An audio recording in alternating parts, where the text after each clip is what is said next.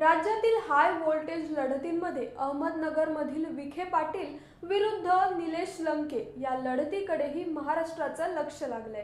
अजित पवारांचा विरोध झुगारत आणि आपल्या आमदारकीचा राजीनामा देऊन निलेश लंकेंनी सुजय विखेंविरुद्ध दंड थोपटलेत। राष्ट्रवादी शरदचंद्र पवार पक्षाने निलेश लंकेंनी महाविकास लोकसभेच्या रणांगणात उतरवले।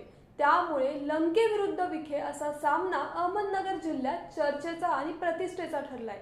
या मतदारसंघातील दोन्ही उमेदवारांनी आपला उमेदवारी अर्ज दाखल केलाय।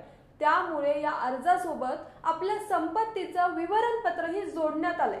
त्यानुसार निलेश लंकेंची संपत्ती सार्वजनिक झाली आहे। मी सर्वसामान्य माणूस असून लोकांच्या सेवेसाठी राजकारणात आलोय, असे निलेश लंके आपल्या भाषणातून सांगतात।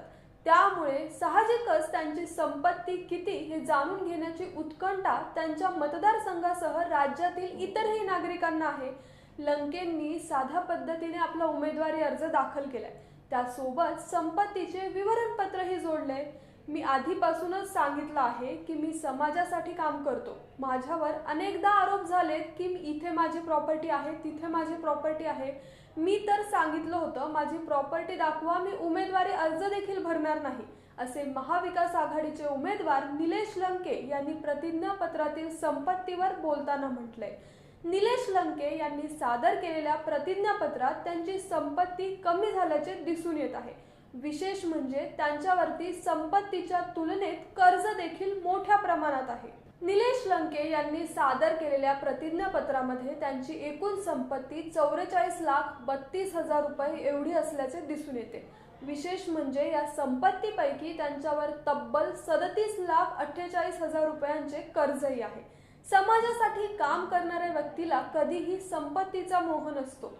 मी लोकप्रतिनिधी आहे आणि लोकप्रतिनिधींनी जनतेची सेवा केली पाहिजे, हाच उद्देश ठेवून मी काम करतो, असे लंकेंनी संपत्तीच्या प्रश्नावर बोलताना म्हटलंय। तर लंकेंविरोधात लढणारे भाजपा महायुतीचे उमेदवार सुजय विखेंच्या संपत्तीत 2019च्या तुलनेत मोठी वाढ झाली आहे। त्यांच्या स्थावर व जंगम मालमत्तेत सुमारे 11,93,84,039 रुपये इतकी वाढ झाल्याचे दिसून येते।